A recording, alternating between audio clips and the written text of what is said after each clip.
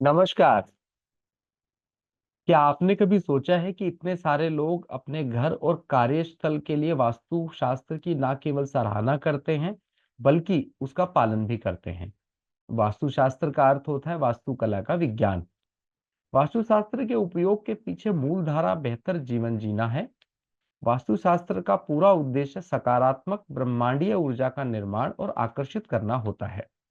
वास्तु के अनुरूप हम उस जगह पर रहने या काम करने वाले लोगों के बारे में कहते हैं कि वह स्वस्थ और खुशहाल जीवन जिए। इसके प्रभाव से वे ब्रह्मांडीय शक्तियों, सौर ऊर्जा, चंद्र ऊर्जा और उसका लाभ अपने हक में उठा सकते हैं। भगवान विश्वकर्मा जी को वास्तुशास्त्र का जनक माना जाता है। वास्तुशास्त्र की चार प्रमुख दिशाएं हैं। इनके बीच में चार कोणों को भी बहुत महत्वपूर्ण माना गया है। वास्तुशास्त्र एक प्राचीन भारतीय विज्ञान है जो इमारतों और घरों के निर्माण से संबंधित है। 5 आवश्यक तत्व ब्रह्मांड में मौजूद हर चीज को बनाते हैं और ये तत्व हैं पृथ्वी, अग्नि, वायु, जल और अंतरिक्ष। वास्तुशास्त्र सभी 5 तत्वों की विशेषताओं, दिशात्मक स्थिति, चुंबकीय क्षेत्र और पृथ्वी तथा आकाशगंगा के गुरुत्वाकर्षण प्रभाव का उपयोग करता है। इसका उद्देश्य खुशी, धन और सकारात्मक ऊर्जा को आकर्षित करने वाली संरचनाओं का निर्माण करना होता है। वास्तु का आधार प्रारंभिक रूप से पौराणिक ऋषि मामुनि मयान को माना जाता है। उन्हें वास्तुशास्त्र का प्रथम लेखक और निर्माता तथा प्राचीन काल के वास्तु निर्माणों का विशेषज्ञ भी माना जाता है। शास्त्रों में वास्तुदेव को भूमि का देवता कहा जाता है, इसलिए भवन निर्माण से पहले वास्तु देवता की पूजा का विधान बताया गया है। वास्तु देवता को भगवान शिव के पसीने से बूंद उत्पन्न निर्मित मनुष्य बताया गया है। इसे वास्तु पुरुष भी कहा जाता है। भगवान शिव के पसीने से उत्पन्न होने तथा ब्रह्मा जी के आशीर्वाद मिलने से वास्तु पुरुष की पूजा इन दोनों देवताओं के साथ प्रथम पर पूज्य गणेश के साथ की जाती है। वास्तु विषय पर चर्चा करने के लिए आज हमारे साथ हैं डॉक्टर संगीता दास। डॉक्टर संगीता दास ने आईआईटी खड़गपुर से इलेक्ट्रिकल इंजीनियरिंग की है। इनका विशेष लगाव वास्तु और गूढ़ विद्या में है। इलेक्ट्रिकल इंजीनियरिंग से वास्तु शास्त्र तक की आपकी यात्रा बहुमुखी प्रतिभा और विविध क्षेत्र में खोज के प्रति आपके जुनून को दर्शाती है। आप वास्तु उत्कल नामक संस्था की एक संस्थापक हैं। आपने तकनीकी ज्ञान और आध्यात्मिक अंतर्दृष्टि के अनूठे मिश्रण से वास्तु परामर्श और प्रशिक्षण को एक अलग दृष्टिकोण से देखने में हमें सक्षम बनाया है, जो प्राचीन और आधुनिक तकनीकी का समावेश रखता है। आपका काम संभवतः तकनीकी पृष्ठभूमि से प्रभावित रहा है, जो वास्तुशास्त्र के प्राचीन विज्ञान के प्रति एक अनूठा दृष्टिकोण लेकर आया है। मैं निवेदन करूंगा श्री धर्मनारायण शर्मा जी से वो अपने विचार साझा करें और वास्तु को लेकर जो भी हमारे मन की शंकाएं हैं वो आज दूर करें। श्री धर्मनारायण शर्मा जी। नमस्कार मैडम, आपका बहुत बहुत स्वागत है सम्यक ज्योतिष चैनल पर। और जैसा कि राजदीप जी ने आपका इंट्रोडक्शन भी दिया, वास्तु के बारे में काफी कुछ बताया। मैं चाहूंगा कि आप थोड़ा हमें बताएं कि एग्जैक्टली वास्तु हर आदमी के लिए क्यों जरूरी है और हर इंसान को वास्तु कैसे अफेक्ट करता है। नमस्कार राजदीप जी। नमस्कार धर्म जी। मैं संगीता, फाउंडर ऑफ वास्तु उत्कल। आपको ब्रीफली बताती हूँ कि वास्तु है क्या। वास्तु एक समास शब्द है। वो दो शब्दों से बना है, एक है वास और एक है तू। वास यानी कि आप जहाँ पे रहते हैं, और तू यानी कि तू जहाँ रहता है वहाँ के रूल्स और रेगुलेशंस क्या हैं। तो वास का ये मतलब होता है कि हम जहाँ पे रहते हैं वहां पे पांच तत्वों का भी निवास होता है। तो वो हम पे किस तरीके से इफेक्ट डालते हैं, इन सब का कॉम्बिनेशन हमारा वास्तु कहता है। क्या वास्तु आम जनता के लिए इम्पोर्टेंट है? बिल्कुल इम्पोर्टेंट है। क्योंकि अगर हम आज के दौर की बात करें, अगर हम 21st सेंचुरी की बात करें, तो इंसान सबसे ज्यादा डिप्रेशन में है। तो वास्तु से हमें क्या मिल सकता है? वास्तु से हमें तीन चीजें मिल सकती हैं। एक है गुड माइंडसेट, एक है गुड हेल्थ, और एक है गुड रिलेशनशिप। अगर एक इंसान के पास ये तीनों चीजें हैं, वो बाकी सारी चीजों को अट्रैक्ट कर सकता है। लेकिन अगर एक इंसान के पास ये तीनों में से किसी एक में भी कमी आ गई, तो वो बाकी किसी भी चीज को अट्रैक्ट नहीं कर सकता। तो यस, आज की डेट में वास्तु हर इंसान के लिए बहुत ज्यादा जरूरी है। अब वास्तु किस तरीके से लोगों को इफेक्ट करता है? हम जहां पे रहते हैं, हमारे घर में बहुत सारा सामान रहता है, तो वो सामान भी एक एलिमेंट वाइज हम पे एक असर डालता है। तो इस तरीके से वास्तु हम पे इफेक्ट करता है। कहने का ये मतलब है, मान लीजिए आपके घर में टॉयलेट एक जगह पे स्थित है। अगर टॉयलेट मान लीजिए किसी के घर में नॉर्थ ईस्ट में आता है, तो अगर हम उस घर में देखें तो ज्यादातर लोग या तो हमेशा चिड़चिड़े रहेंगे, या फिर कुछ लोग बीमार रहेंगे, या फिर कुछ लोग ऐसा कहेंगे कि मेरे जीवन में कुछ भी नहीं हो रहा है। तो ये एक इफेक्ट है कि अगर टॉयलेट नॉर्थ ईस्ट में आ जाए तो वो फैमिली मेंबर्स पे किस तरीके से प्रभाव डालता है। Thank you ma'am, this is very good. In fact इससे एक बात बहुत बड़ी क्लियर होती है कि everybody should get interest into Vastu, and wherever they are living, wherever they are working, Vastu is concerning them. Number one. Number two, my query is Vastu connected with astrology and numerology also? Vastu का connection numerology और astrology से भी है क्या? बिल्कुल है, 100% है। इसमें तो मैं 100% कहूंगी। अब वास्तु क्या है? वास्तु एक आर्किटेक्चरल साइंस है। अब वो साइंस क्या कहता है? It is the flow of energy, ऊर्जा का मूवमेंट। आप कहीं पे भी बैठे हैं, जैसे मैं यहाँ पे बैठ के आपसे बात कर रही हूँ, आप बैठ के मेरी बातें सुन रहे हैं, तो हमारे अंदर ऊर्जा का मूवमेंट कैसा है, एनर्जी किस तरीके से फ्लो कर रही है। अगर अच्छी एनर्जी फ्लो कर रही है तो आपको मेरी बातें समझ आएंगी और हमारा ये डिस्कशन हेल्दी रहेगा। तो ये जो न्यूमरोलॉजी और एस्ट्रोलॉजी ये है क्या? ये हमारे ही डेट ऑफ बर्थ है, हमारे एनर्जीज हैं जिनके साथ हम पैदा हुए हैं, और ये लाइफ लॉन्ग हमारे साथ ही चलने वाले हैं। तो वास्तु एक एनर्जी है, नंबर्स एक एनर्जी है, प्लैनेट्स एक एनर्जी है। तो ऑकल्ट साइंस में जितने भी मोडालिटीज की हम बात करें, चाहे वो वास्तु हो, चाहे वो न्यूमरोलॉजी हो, चाहे वो एस्ट्रोलॉजी हो, वो हमेशा एक दूसरे के साथ कनेक्टेड है। There is no independent stand. अभी आप ऐसा नहीं कह सकते कि वास्तु पूरा अलग है, हमारे नंबर के साथ इसका कोई लेना देना नहीं है। नहीं, ये तो गलत बात हो गई।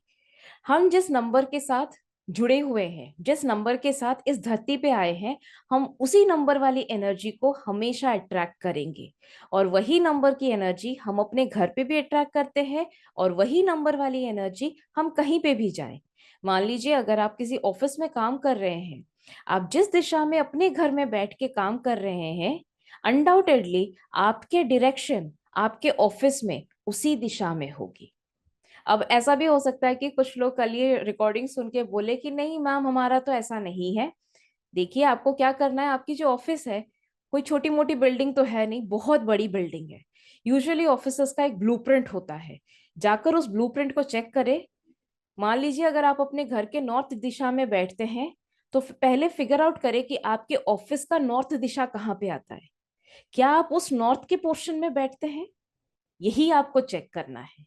और यहीं से ही आपको पता चलेगा कि किस तरीके से आप अपनी एनर्जीज हर जगह, हर मिनट, हर पल अट्रैक्ट करते हैं। तो अगर आप अपने एनर्जीज को पॉजिटिव बनाना चाहते हैं, तो वास्तु को अपने जीवन में अप्लाई करें और अपने पॉजिटिविटी को बहुत अच्छे से निखारें।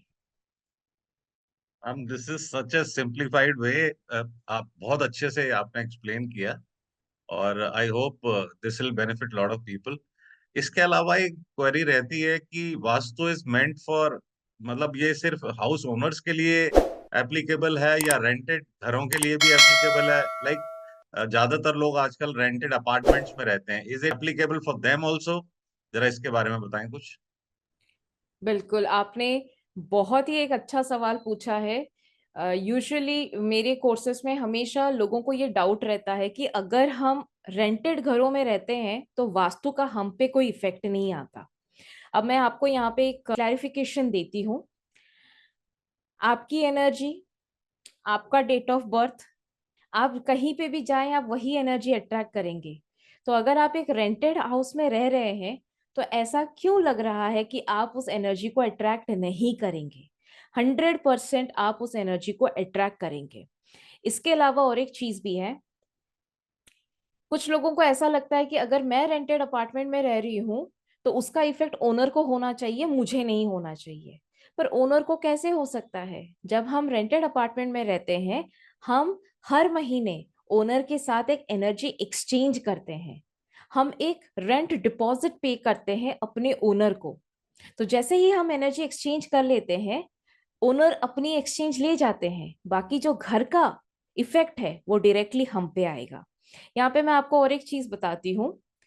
अगर आपने कोई घर खरीदा है और वहां उस घर में कोई नहीं रहता, आप एक दूसरे घर पे रह रहे हैं, but you are a house owner of another apartment और फ्लैट एज वेल। अगर वो अपार्टमेंट खाली है तो ओनर पे 100% इफेक्ट करेगा, क्योंकि उस घर पे कोई नहीं रहता। जैसे ही आप उस घर को रेंट पे चढ़ा देंगे और कोई दूसरा इंसान आके रहने लग गया, तो वो अपनी एनर्जी को उस घर के एनर्जी के साथ सिंक्रोनाइज करने लग जाता है और ओनर का उस पे कोई रोल नहीं होता। जिस दिन वो रेंटेड वाले लोग निकल जाते हैं, ऐसा नहीं है कि आज निकल गए तो आज ही के ही उनकी एनर्जी खत्म हो जाएगी। एनर्जीज को एस्टेब्लिश करने के लिए कुछ दिन लगते हैं। जैसे कि आप मान के चलिए 1 महीना लगता है, 30 days, to and fro 30 days. तो जैसे ही आप किसी नए घर में जाते हैं, 30 दिन लगते हैं उस घर की एनर्जी का प्रभाव आप में पड़ने के लिए। जैसे ही आप कोई घर छोड़ के जाते हैं, तो उस घर के एनर्जीज को भी 1 महीना लगता है आपसे अलग होने के लिए और पूरा इफेक्ट ओनर पे जाने के लिए। उसके बाद जैसे ही घर खाली हो जाता है, तो सारी एनर्जीज वापस से ओनर के पास चली जाती है और आप वहां से अलग हो जाते हैं। Very good ma'am, it's very satisfying. बहुत मतलब vastu is required for everyone. Okay ma'am, next एक बड़ा कॉमन सा क्वेरी रहता है कि what are the common defects in vastu, या वास्तु दोष क्या होते हैं और क्या उनकी रेमेडीज की जा सकती हैं? बिल्कुल की जा सकती है। 100% हम किसी भी डिफेक्ट की रेमेडी वास्तु में कर सकते हैं। But before we do any remedy, कुछ क्लॉज होते हैं इस साइंस में, मैं वो बता देती हूँ। अक्सर आज के डेट में जब भी लोग खरीदते हैं, तो घर खरीदते हैं, तो उनको बोला जाता है कि this is a vastu perfect home. याद रखिए, परफेक्ट बोला जाता है। कोई भी घर वास्तु परफेक्ट नहीं हो सकता। हमारे घर वास्तु कॉम्प्लाइंट हो सकते हैं, कॉम्प्लाइंट, वास्तु परफेक्ट नहीं हो सकते। दूसरी चीज, अगर हम कोई भी वास्तु रेमेडी करते हैं, हमें कहाँ तक उसके इफेक्ट आ सकते हैं, यानी कि कितने परसेंट पॉजिटिव रिजल्ट आ सकते हैं? 80 to 85%। तो कुछ लोग यहाँ पे सोचने लगे, अरे 80 to 85 क्यों करें हम वास्तु? आपको इस चीज का ध्यान रखना है, 80 to 85% बहुत ज्यादा है। अगर हम कोई रेमेडी भी करते हैं ना, 80 to 85% मिलना बहुत बड़ी बात होती है किसी भी मोडालिटी में। यूजुअली हम एक्सपेक्ट करते हैं कि 40-50% रिजल्ट आ जाए, बहुत बड़ी बात हो जाती है, लाइफ चेंजिंग पैटर्न्स आ जाते हैं। तो वास्तु से हमें 80 to 85% तक पॉजिटिव रिजल्ट्स मिल जाएंगे। तो बाकी के 15% का क्या? वो है आपका कर्मा। वो तो हम बदल नहीं सकते। आपके कर्म है, हमारे कर्म है, वो हमें खुद से बदलने हैं। हम अगर कर्म बदल देंगे, तो जो भी हम रेमेडीज करते हैं वो 100% फुल इफेक्ट के साथ काम करने लग जाएंगे। इसके अलावा कुछ वास्तु दोष ऐसे होते हैं, अगर हम वहां पे रेमेडी करते हैं तो उसके इफेक्ट 70% तक आएंगे, उससे ज्यादा नहीं आ सकते। तो वो ऐसी कौन सी दिशाएं हैं जहां पे रेमेडीज के इफेक्ट 70% से ज्यादा नहीं होते? मैं उसके बारे में बताती हूँ। उससे पहले मैं थोड़ा सा आपको दिशाओं के बारे में बता देती हूँ। वैसे तो राजदीप जी ने बता ही दिया है कि हम पंच तत्व से घिरे हैं, यानी कि हमारे इर्द गिर्द वाटर यानी कि जल, एयर यानी कि वायु, फायर अग्नि, अर्थ पृथ्वी, और स्पेस यानी कि आकाश या अंतरिक्ष, ये 5 तत्वों से तो हम घिरे हुए हैं। इन 5 तत्वों को, ये 5 तत्व ही खुद में भगवान है। अगर मैं बोल दूं कि 100% इफेक्ट हो जाएगा, तो फिर तो हम भगवान से ऊपर हो गए। ऐसा तो हो नहीं सकता, कंट्रोलिंग एलिमेंट तो सिर्फ वही रहेंगे। तो इन 5 एलिमेंट के नीचे कुछ दिशाएं होती है। पहले 8 दिशाएं थी, अब मॉडर्न वास्तु में 16 दिशाएं आ गई हैं। तो वो दिशाएं बनती कैसे हैं, उनके बारे में मैं थोड़ा बता देती हूँ। सबको पता है कि हमारे पास 4 मेजर डायरेक्शंस होते हैं। एक हो गया नॉर्थ, एक हो गया साउथ, एक हो गया ईस्ट, एक हो गया वेस्ट, यानी कि उत्तर, दक्षिण, पूर्व और पश्चिम। अब इसके अलावा हमारे पास कॉर्नर्स हैं, नॉर्थ और पूर्व के बीच में या नॉर्थ या ईस्ट के बीच में एक कॉर्नर आता है जिसका नाम है north east. North east, likewise south west, south east और नॉर्थ वेस्ट। इनको हम हिंदी में कैसे बोले? इन्हें हम बोलते हैं अग्निकोण, नैऋत्य कोण, वायव्य कोण, और हमारा जो नॉर्थ ईस्ट है वो ईशान कोण है। अब यहाँ पे और एक दिशा भी निकलती है नॉर्थ और नॉर्थ ईस्ट के बीच में, यानी कि उत्तर और ईशान के बीच में भी एक दिशा है, उसको हम कहते हैं नॉर्थ ऑफ नॉर्थ ईस्ट, यानी कि उत्तर उत्तर पूर्व की दिशा। इसी तरीके से अगर हम कैलकुलेट करें और 8 दिशाएं निकल आएंगी तो कुल मिला के 16 डायरेक्शंस बन जाएंगे। इन 16 डायरेक्शंस में से 2 डायरेक्शन सबसे ज्यादा इंपॉर्टेंट है, और वो कौन है? एक है ईशान यानी कि नॉर्थ ईस्ट, दूसरा है नैऋत्य यानी कि साउथ वेस्ट। इन 2 डायरेक्शंस में कभी भी kitchen, toilet, storage, utility, dustbin, broomstick नहीं आना चाहिए। कुछ भी करके नहीं आना चाहिए। अगर आप एक नया घर ले रहे हैं या खुद से घर बनवा रहे हैं या फिर आप रेंटेड अपार्टमेंट में शिफ्ट हो रहे हैं, इन 2 दिशाओं में कुछ नहीं आना चाहिए। अब आप इन 2 दिशाओं को कैसे चेक करेंगे? घर के सेंटर पे खड़े हो जाएंगे। ये है आपका मोबाइल फोन। मोबाइल फोन में कॉम्पास का ऐप होता है। ऐप खोले, सेंटर पे खड़े हो जाएं। जहां पे आपको 45 डिग्रीज दिखता है वो है आपका ईशान यानी कि नॉर्थ ईस्ट। जहां आपको 225 डिग्री यानी कि 225 डिग्रीज दिखता है वो है साउथ वेस्ट। आज के डेट में डिजिटल कॉम्पास बहुत अपडेटेड है, वो 45 के साइड में नॉर्थ ईस्ट भी लिख देंगे, 225 के साइड में साउथ वेस्ट लिख देंगे। Plus minus 11 degrees, 45 plus 11, 45 minus 11, इन जगहों पे आपके किचन टॉयलेट, सबसे पहले किचन टॉयलेट नहीं आना चाहिए, इवन स्टोरेज भी नहीं आना चाहिए, वॉशिंग मशीन एरिया भी नहीं आना चाहिए। अब क्या होगा अगर ये आ गया? अगर ये आ जाते हैं, आप रेमेडीज तो जरूर कर लेंगे, लेकिन इसके इफेक्ट कितने होंगे? Up to 70%। और ऐसा क्यों है? क्योंकि जो वास्तु पुरुष की जब हम बात करते हैं, जो वास्तु पुरुष बने हैं शिव जी के अंश से और ब्रह्मा जी के आशीर्वाद से जो वास्तु पुरुष बने हैं, उनका सर ईशान कोण में है। अब आप सर के जगह पे टॉयलेट, किचन, स्टोरेज सब कुछ ले आए तो हमारा सर तो कभी काम नहीं करेगा। आप सिर्फ मेडिसिन खा के ही ठीक कर सकते हो, फुली रिकवर तो कभी नहीं हो पाएंगे। और जो हमारा वास्तु पुरुष का धड़ होता है वो साउथ वेस्ट में है। तो ये एक तरीके से देखा जाए तो एक इंसान का स्पाइनल है, स्पाइन है, या वास्तु पुरुष का स्पाइन है। हाँ, आप एक चीज यहाँ पे ध्यान रखिए, जैसे वास्तु पुरुष है वैसे हम इंसान हैं। वास्तु पुरुष की प्रतिमा हमारे घर पे भी इम्प्रिंटेड है। तो अगर वास्तु पुरुष के सर पे हम ये चीजें ले आए तो हमारे सर पे भी वही चीजें आ जाएंगी। तो अगर हम वास्तु पुरुष के बॉडी को तकलीफ देंगे तो वो तकलीफ हमें भी होगी। इसीलिए नॉर्थ ईस्ट और साउथ वेस्ट में इन तरीके के डिफेक्ट्स नहीं आने चाहिए। इसके अलावा बाकी 14 डायरेक्शंस पे कहीं पे कुछ भी आ जाइए, हम रेमेडीज कर सकते हैं and you can get results up to 85%। It is a huge thing.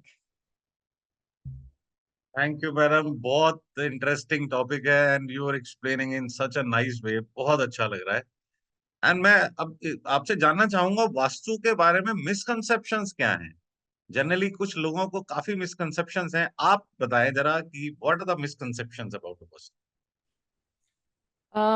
मैं सबसे पहले मिसकंसेप्शन की बात करती हूँ। लोगों को लगता है कि vastu is a religious practice, superstitious है। ये राइट। गलत है। साइंस है, एनर्जी का साइंस है। अब मैंने कहा कि वास्तु हमारा डेट ऑफ बर्थ से देखा भी जा सकता है। हम किसी के डेट ऑफ बर्थ को भी देख के बता सकते हैं कि आपके घर में यहाँ पे डिफेक्ट्स हैं, या हम किसी के कुंडली को भी देख के बोल सकते हैं कि आपका एस्ट्रो चार्ट कह रहा है कि आपके यहाँ पे डिफेक्ट्स हैं। अगर आप वहां पे रेमेडी कर लेंगे तो आपके वो डिफेक्ट्स भर जाएंगे, आपको वो पॉजिटिव रिजल्ट देने लग जाएंगे। तो यहाँ पे ये एक रिलीजियस या सुपरस्टिशियस कैसे हो गया? तो ये तो सबसे पहले एक भूल धारणा है जो लोगों के अंदर है कि कई बार मैंने ये भी लोगों को कहते हुए सुना है कि इंडिया चांद तक पहुंच गया, पर हम वास्तु जैसे कॉन्सेप्ट्स, एस्ट्रोलॉजी जैसे कॉन्सेप्ट्स, न्यूमरोलॉजी जैसे कॉन्सेप्ट्स में बिलीव करते हैं। देखिए, ये आप अपनी सोच को जरा बदलें। This is energy. हम जितना डीप इस एनर्जी को पढ़ेंगे उतना डीप हम इन चीजों को समझेंगे। वास्तु एक एनर्जी है, और वो एनर्जी कहाँ से आ रही है? हमारी आत्मा से वो एनर्जी आ रही है, हमारे सोल से वो एनर्जी आ रही है।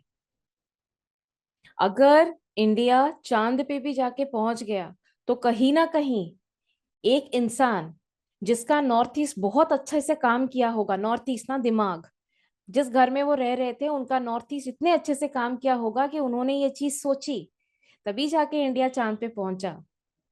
कहीं ना कहीं ये सारी एनर्जीज इंटर रिलेटेड हैं, बट कुछ लोग ये समझना नहीं चाहते। तो मैं तो रिक्वेस्ट करूंगी कि आप थोड़ा सा चीजों को समझे। ब्लाइंडली फॉलो मत करिए, ब्लाइंडली फॉलो करने के लिए कोई किसी को नहीं बोल रहा है, but try to understand. Energy को समझने में कोई दिक्कत नहीं है, कोशिश करें इस चीज को समझने की। सबसे पहले तो यही चीज है कि आप पहले वास्तु के पर्सपेक्टिव को समझे, कि ये कोई फेक साइंस नहीं है। यहाँ पे कुछ दुकान खोल के बेचा नहीं जा रहा है, नो, नॉट एट ऑल। यहाँ पे कुछ चीजें बताई जा रही हैं, और जिसके इफेक्ट्स भी क्या है? इफेक्ट्स हैं, आपको एक हेल्दी माइंडसेट मिलेगा। किसको नहीं चाहिए? मिल रहा है तो लीजिए। हेल्दी बॉडी मिल रही है, बीमारी मुक्त वाली बॉडी आपको मिल रही है, which is again a good thing. और हेल्दी रिलेशनशिप, वैसे ही सारे अक्सर लोग लड़ाई कर रहे हैं। हर इंसान एक दूसरे से लड़ने में लगा हुआ है, चाहे वो घर के अंदर हो, चाहे वो ऑफिस में हो, चाहे वो बाहर हो। तो अगर वास्तु आपको ये तीनों चीजें दे रहा है, why don't you try it once in your life? कोशिश करके देख सकते हैं। तो ये पहला मिसकंसेप्शन है। इसके अलावा जो लोग वास्तु में बिलीव करते हैं, उनके लिए कुछ मिसकंसेप्शन है, वो मैं दूर जरूर करना चाहूंगी। लोगों का ऐसा मानना है कि नॉर्थ ईस्ट को ऊंचा बना दिया जाए। अगर आप अपना नॉर्थ ईस्ट यानी कि सर का एरिया ऊंचा बना देंगे धड़ से, नॉर्थ ईस्ट ऊंचा हो गया आपके साउथ वेस्ट से, तो वो ये जो तीनों इफेक्ट मैंने आपको बताया ना, healthy body, healthy mindset, healthy relationship, वो सारे तीनों की तीनों चीजें उल्टे हो जाएंगे। जब ये तीनों चीजें उल्टे हो जाते हैं ना, पता है क्या होता है? It attracts all sort of negativity, and it eventually leads to financial losses. अब डिसीजन ही सही नहीं लेंगे, अब फाइनेंशियल लॉस तो ऐसा नहीं होगा ना कि पैसे डूब जाए। पैसे डूबते कैसे हैं? डिसीजन गलत लोगे तो पैसे डूब जाएंगे, राइट? तो कभी भी नॉर्थ ईस्ट ऊंचा नहीं होना चाहिए, ये कंस्ट्रक्शनल डिफेक्ट है। इसके अलावा कुछ लोगों को ऐसा लगता है कि जब हम घर ढूंढे, हमारा एंट्रेंस हमेशा नॉर्थ फेसिंग होना चाहिए, हमारा एंट्रेंस हमेशा ईस्ट फेसिंग होना चाहिए। South facing entrance, south west facing entrance बहुत बड़ा दोष है। नो, एब्सोल्युटली नॉट, ये बहुत बड़ा मिसकंसेप्शन है। अभी अभी जैसे धर्म जी ने मुझसे पूछा कि क्या वास्तु नंबर से देखा जा सकता है? जी हाँ। मान लीजिए अगर किसी इंसान का नंबर वन डिस्टर्ब्ड है, नंबर वन बहुत तरीकों से डिस्टर्ब्ड हो सकता है। जिनको न्यूमरोलॉजी आता है या जो नंबर्स में इंटरेस्ट रखते हैं, आपको पता है कि नंबर वन कैसे डिस्टर्ब्ड हो सकता है। एक्सेस भी हो तो भी डिस्टर्ब्ड, नहीं है तो भी डिस्टर्ब्ड। जब जब नंबर वन डिस्टर्ब रहता है, ऐसे लोगों को ही नॉर्थ फेसिंग एंट्रेंस मिलती है। और जब वो नॉर्थ फेसिंग एंट्रेंस मिलती है, नॉर्थ एक पॉजिटिव एंट्रेंस होते हुए भी उनको फ्रूटफुल रिजल्ट्स नहीं देती। तो जब हम वास्तु पढ़ते हैं, आपको हर एक दिशाओं को अच्छे से एनालाइज करना होता है, और हर एक दिशाओं के अच्छे से रेमेडीज करनी होती है। इन जनरल, आपकी एंट्रेंस कहीं पे भी आए, आप अपनी सारे एंट्रेंसेस की रेमेडीज पहले कराइए, एंड एंट्रेंसेस की रेमेडीज 100% काम करेंगी। ठीक है? तो आप अपनी एंट्रेंसेस की रेमेडी जरूर कराएं। टॉयलेट किचन की रेमेडीज 70% तक काम करेंगी, लेकिन एंट्रेंसेस की रेमेडी 100% तक काम कर जाएंगी। और एंट्रेंसेस हमारे लाइफ का 30% काम करता है। किसी भी घर का 30% एनर्जी फील्ड एंट्रेंस होता है। तो एंट्रेंस को सबसे पहले ट्रीट करें। ये मेजर क्वेश्चंस थे, मेरे पास भी ये क्वेरीज रहती हैं। हम लोग काफी लोगों से इंटरेक्ट करते हैं। तो kitchen, toilet and entrance, entrance is again a very important point which you have covered here. Thank you very much for that. इसके अलावा एक और क्वेश्चन है विच इज वेरी कॉमन। घर के अंदर जितने लोग रहते हैं, तो क्या वो सभी वास्तु से इफेक्टेड होते हैं पॉजिटिवली और नेगेटिवली, और द ओनली द ओनर और the leader of the house is affected? थोड़ा इसमें बताएं please. Again a very very interesting और कॉमन क्वेश्चन जो लोगों को जानना होता है। सबको ऐसा लगता है कि जो ओनर होते हैं सारा वास्तु का इफेक्ट उन पे जाता है, बाकी लोग मजे करते हैं। ऐसा कभी हो सकता है कि एक इंसान अपना कर्मा जी रहा है और बाकी लोग तो कर्म फ्री होके जी रहे हैं? ऐसा कभी नहीं होता। हाँ, एज मैटर करता है। अगर आपके घर में बच्चे हैं और बच्चों की उम्र 10 या 12 ईयर्स से नीचे है, डेफिनेटली उनके ऊपर ये इफेक्ट नहीं आएगा। नहीं आएगा क्योंकि उनके कर्म अलग हैं, तब तक आते नहीं हैं। बट अगर घर में 4 एडल्ट्स रह रहे हैं, सबके ऊपर वास्तु का इफेक्ट सेम आएगा। अब कुछ लोग ऐसे सोच रहे होंगे, सेम कैसे हो सकता है? ओनर के ऊपर तो वो टॉयलेट आ रहा है, तो हम पे कैसे वो इफेक्ट आएगा? देखिए, समझने वाली बात है। जब एक घर पे 4 लोग रह रहे हैं, चारों के पास एक सिमिलर डिफेक्ट रहता ही रहता है, इसीलिए 4 एक घर को बिलोंग करते हैं। कहने का ये मतलब है, जैसे कि ये तो एक एस्ट्रोलॉजी का चैनल है, तो यहाँ पे एस्ट्रोलॉजी से भी बहुत अच्छे से लोग समझते होंगे, तो मैं यहाँ पे एक चीज समझाती हूँ। अगर मान लीजिए कुंडली में ओनर के मार्स में प्रॉब्लम है, the planet Mars is affected, तो आपको क्या लगता है उनके बच्चों के कुंडली में मार्स बहुत अच्छा होके आएगा? नहीं। अगर पेरेंट्स के मार्स में प्रॉब्लम है, वो बच्चों के कुंडली में भी दिखेगा।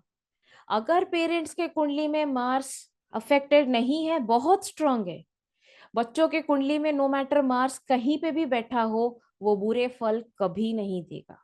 This is my analysis, this is my research, I have seen.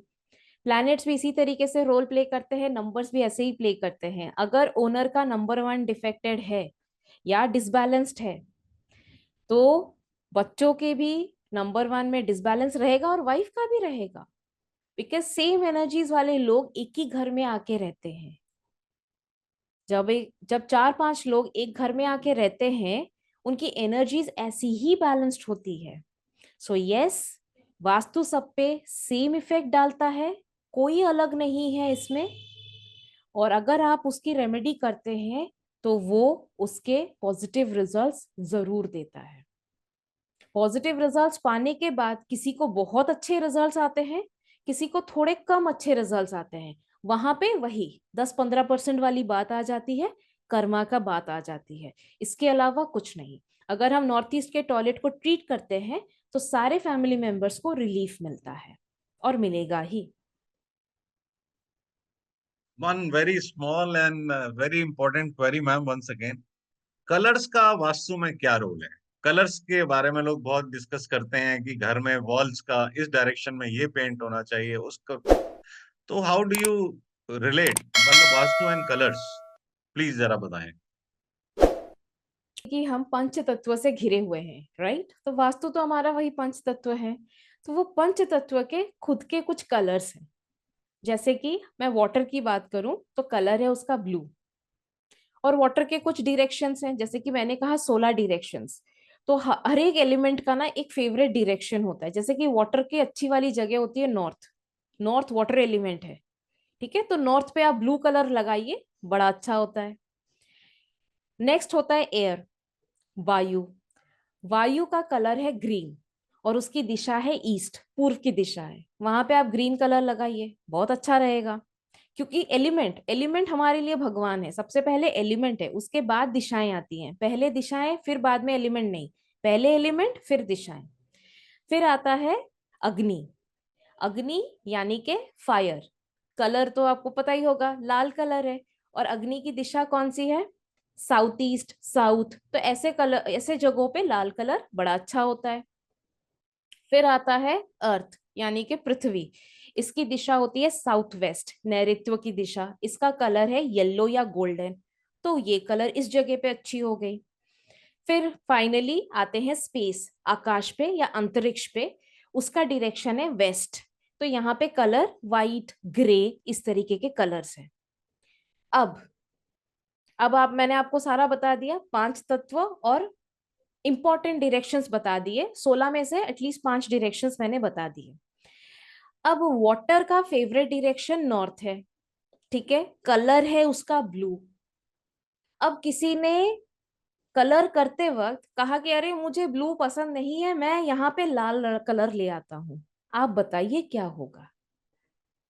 Water की दिशा है, वाटर का कलर ब्लू है, वाटर का फेवरेट डायरेक्शन नॉर्थ है। अगर आप वहां पे कलरिंग करते हैं, उसको ब्लू कलर अच्छा लगता है, आप वहां पे लाल रंग ले आएंगे, क्या होगा? एलिमेंट्स के बीच में लड़ाइयां हो जाएंगी। एक घर में जब 5 व्यक्ति रहते हैं, उनके बीच में भी मनमुटाव होता है ना, लड़ते तो है ही ना।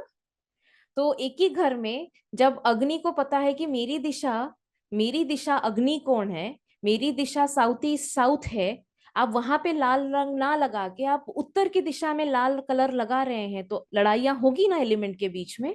तो ये होता है कलर्स का इफेक्ट, और इससे हम डिफेक्ट्स क्रिएट कर देते हैं। वाटर एलिमेंट में नॉर्थ आता है, नॉर्थ को बिल्कुल पसंद नहीं है लाल कलर, तो नॉर्थ के जितने भी प्रॉपर्टीज होते हैं ना, नॉर्थ हमें क्या देता है? अपॉर्चुनिटीज देता है, सारी चीजों को वो रोक देगा। इसीलिए colours is a very very important thing in vastu. क्या आप मेरा बैकड्रॉप देख सकते हैं? एक बड़ा ही सटल न्यूट्रल ड्रॉप है, या फिर अगर आप धर्म जी का बैकग्राउंड देखें या राजदीप जी का बैकग्राउंड देखें, जब भी आप घर को कलर करने का सोचे, हमेशा एक न्यूट्रल शेड दें। तो वाटर का डायरेक्शन है नॉर्थ। अब नॉर्थ है ब्लू कलर, इसका ये मतलब नहीं है कि आप घर में कहीं पे ब्लू कलर कर दीजिए, कहीं पे लाल कलर, कहीं पे ग्रीन कलर कर दीजिए, नहीं, ये अच्छा नहीं होता है। एक तरीके का ट्रेंड चला आ रहा है, लोगों को अच्छा लगता है कि हम अलग अलग वॉल्स पे अलग अलग कलर्स कर दिए। बट मेरा ये ओपिनियन है, मेरा ये आपसे सजेशन है कि प्लीज ऐसा ना करें, पूरे घर में एक न्यूट्रल शेड रखें, मल्टीपल कलर्स का इस्तेमाल ना करें। क्योंकि at the end of the day आपको एक चीज याद रखना है कि ट्रांजिट्स यानी कि प्लैनेट्स बदलते हैं, ट्रांजिटरी मूवमेंट्स होती हैं, ठीक है। तो इसका कहने का क्या मतलब है कि नॉर्थ में ब्लू कलर लगाना एक अच्छी चीज है, बिल्कुल मैं मानती हूँ, ब्लू कलर अगर आप वहां पे लगा रहे हैं अच्छी चीज है। मान लीजिए आप ही के घर में किसी व्यक्ति का ट्रांजिट थोड़ा सा सही नहीं चल रहा है, तो वो ब्लू कलर भी नेगेटिव इफेक्ट दे सकता है। क्यों? द रीजन बीइंग, बाकी घर में सारे कलर्स ब्लू नहीं है, बाकी अलग जगहों पे अलग अलग कलर है और सिर्फ नॉर्थ में ब्लू है। तो डिफरेंट कलर्स का इस्तेमाल प्लीज ना करें, सेम कलर का इस्तेमाल करें। जैसे मेरा बैकड्रॉप है या राजदीप जी का है या धर्म जी का बैकड्रॉप है, single neutral shade. Neutral shade का मतलब क्या होता है? जैसे कि आप ऑफ वाइट पूरे घर को कर सकते हैं, लाइट येलो शेड लगा सकते हैं, आइवरी लगा सकते हैं, डैफोडिल्स लगा सकते हैं। अब कुछ लोग ऐसे पूछते हैं, मैम हम पीच कलर से पूरा घर पेंट कर दें? जी नहीं, पीच कहीं ना कहीं एक फायर फैमिली को बिलोंग करता है, लाइट ही हो पर फायर को बिलोंग करता है, तो इस तरीके के शेड्स ना लगाएं। जब भी आप किसी भी ब्रांड के कलर शेड, एक पैलेट मिलता है, एक कार्ड आपको मिलता है, आपके वहां पे लिखा रहता है न्यूट्रल शेड्स। जो न्यूट्रल शेड्स हैं आप वहां से चूज करें, और वो हमेशा आपके लिए बेनिफिशियल रहेगा। मतलब अगर आपको अपने घर का वास्तु डिफेक्ट्स हटाना है ना, तो सबसे पहले अपने घर को एक न्यूट्रल शेड में कलर करें, कहीं पे भी एक अलग कलर ना आने दें। क्योंकि जिस जोन में अलग कलर आ जाएगा, उसका इफेक्ट सबसे ज्यादा पड़ने लगेगा, क्योंकि आप उस एलिमेंट को कहीं ना कहीं ज्यादा भारी बनाने में लगे हुए हैं। So this would be my request कि कलर्स का इफेक्ट बहुत ज्यादा होता है, क्योंकि हम एलिमेंट्स को ही पूरे फॉर्म में अपने साथ लाके खड़े कर देते हैं। तो ऐसा ना करें। बहुत सारे अलग तरीके हैं, बहुत सारे अलग तरीके हैं जोन्स के, जो पॉजिटिविटी को एनहांस करने के लिए। मैं वो भी आपको थोड़े से टिप्स बता देती हूँ। मान लीजिए आपको लगता है कि आप में नॉर्थ के गुण की कमी आ रही है, तो आप नॉर्थ में जाके सोने लग जाए, नॉर्थ में जाके कुछ समय ज्यादा बिताने लग जाए, नॉर्थ में जाके मेडिटेशन करिए। किसी भी पॉजिटिव जोन के इफेक्ट्स को अगर आप अपने अंदर लाना चाहते हैं, तो वहां पे कुछ देर आप बैठा करें। आप जिस जगह पे बहुत ज्यादा समय बिताएंगे या बैठ के कुछ भी काम करेंगे, उस जगह की एनर्जी ऑटोमेटिकली आपके अंदर आ जाएगी। बट ध्यान रहे, किसी नेगेटिव जोन में ज्यादा समय नहीं बिताना है, फिर वो नेगेटिव एनर्जीज भी आपके अंदर आ जाती हैं। पॉजिटिव एनर्जीज वाले जगह पे बैठे तो वहां की एनर्जी आपके अंदर आ जाएगी और आप बहुत अच्छे से और पॉजिटिव होके अपने काम को आगे बढ़ा पाएंगे। Thank you so much Sangeeta ji. बाकी from my side queries are okay, and उसके बाद कभी डिटेल डिस्कशन के लिए हम आपसे दोबारा मिलेंगे बहुत जल्दी। Rajdeep ji, over to you, please conclude. Madam, जो आज हमने डिस्कशन किया है उसका इम्पैक्ट हम चाहते हैं कि वो हर आदमी, हर नेटिव ले और अपने जीवन से नेगेटिविटी को मिटा दे। मेरा एक छोटा क्वेश्चन है, बिल्कुल मैं बहुत कम शब्दों में आपसे जानना चाहूंगा। आजकल हम अपने घरों में बिना किसी जानकारी के कोई भी पेड़ पौधा लगा देते हैं, किसी भी दिशा में पेड़ पौधा खड़ा कर देते हैं। कोई व्हाट्सएप यूट्यूब पे हमने इंफॉर्मेशन देखी और हमने पेड़ पौधा उसको लगा दिया, चाहे वो प्लास्टिक हो, चाहे वो आर्टिफिशियल हो, चाहे वो नेचुरली क्यों ना हो। मैं वास्तु के नजरिए से जानना चाहूंगा, क्या पेड़ पौधे या कोई ऐसे प्लांट हमारे वास्तु को डिस्टर्ब भी करते हैं या पॉजिटिव भी करते हैं? Amazing question. प्लांट्स खुद में ही एक रेमेडी होती है। तो पहले, सबसे पहले मैं आपको बता दूं, अगर प्लांट आपका आर्टिफिशियल है तो फिर देखिए उसका तो कोई इफेक्ट है नहीं, this is just for show piece. तो अब उसका कलर ग्रीन है, अब उसकी जो मतलब एनालिसिस होगी वो कलर पर्सपेक्टिव से होगी। ग्रीन कलर जहां पे नहीं होना चाहिए, आप बस वहां पे प्लांट्स ना रखें। तो अभी मैं आपको एक जनरल आइडिया बता देती हूँ। दिशाएं तो आपको पता है कैसी है, पहले नॉर्थ की दिशा आती है, फिर पूर्व की दिशा आती है यानी कि नॉर्थ, फिर उसके बाद ईस्ट, फिर साउथ, फिर वेस्ट, फिर दोबारा से नॉर्थ। वो एक सर्कल की तरह चलता है। तो नॉर्थ से लेके साउथ तक पौधा रखना अच्छा है। साउथ के बाद अगर आप पौधा रखते हैं, मैं छोटे पौधों की बात कर रही हूँ, मैं यहाँ पे एक फ्लैट सिस्टम को लेके बात कर रही हूँ कि जो हम गमले में पौधा रखते हैं। साउथ के बाद जब हम कोई पौधा रखते हैं, साउथ हो गया, वेस्ट हो गया, साउथ वेस्ट हो गया, तो ये सब जगहों पे पौधा रखना यानी कि ये आर्टिफिशियल जहाँ पे ग्रीन कलर आ गया तो इतना अच्छा नहीं है। ठीक है, वो इतना अच्छा होता नहीं है। तो आप आर्टिफिशियल प्लांट्स भी अगर रखते हैं तो भी आप नॉर्थ से लेके साउथ तक रखेंगे, यानी कि नॉर्थ में रख सकते हैं, north east, east, south east और साउथ में रखेंगे। अब बात करते हैं एक्चुअल लाइव पौधों की। घर में आप हर किस्म का पौधा रख सकते हैं, बिल्कुल रख सकते हैं, बट पौधों में ना कांटे नहीं होने चाहिए। प्लांट्स विदाउट थॉर्न्स आपके घर में होने चाहिए, ये सबसे पहला ऑब्जेक्टिव है। सेकेंड चीज, आजकल एक ट्रेंड बना चला है कि घर के अंदर इंडोर प्लांट्स भी हमें रखना है। अगर आप इंडोर प्लांट्स रखते हैं, ध्यान दें कि वो प्लांट्स ऑक्सीजन देते हो रात को, वरना अगर वो प्लांट्स ऑक्सीजन अब्सॉर्ब करने लग गए रात को, so that is not good for your energy space. इस चीज का आप ध्यान रखेंगे।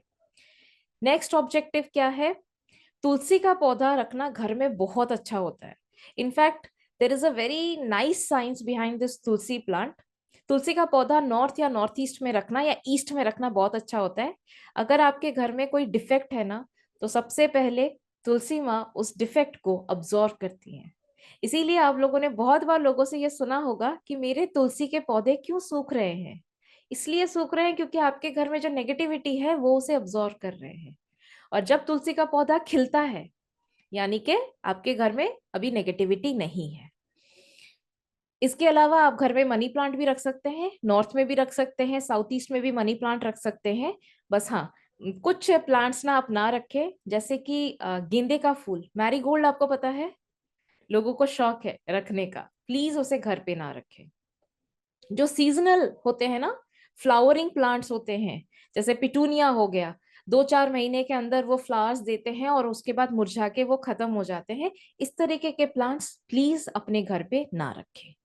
और एक पौधा है जो कॉमनली सबके घर में पाया जाता है, एलोवेरा। एलोवेरा का प्लांट आप घर में रख सकते हैं, बट कोशिश करें कि ईस्ट और साउथ के बीच में रखें या फिर नॉर्थ के आसपास रखें, उसे नॉर्थ ईस्ट से लेके ईस्ट के बीचों बीच ना रखें। और हाँ, और एक अच्छा प्लांट है जिसको हिबिस्कस कहते हैं, गुलमोहर का प्लांट, जिसके फूल लाल कलर के होते हैं, देवी माँ को चढ़ाए जाते हैं। वो बहुत अच्छा है घर में रखना, तो उसे आप कहीं पे भी रख सकते हैं। इसके अलावा जब भी आप प्लांट रखें, उनमें कांटे नहीं होने चाहिए और उनसे मिल्क नहीं निकलना चाहिए। देयर आर सम प्लांट्स जिससे पत्ते तोड़ने से मिल्क आते हैं, they are even not advised. तो ये प्लांट्स की बातें हो गई।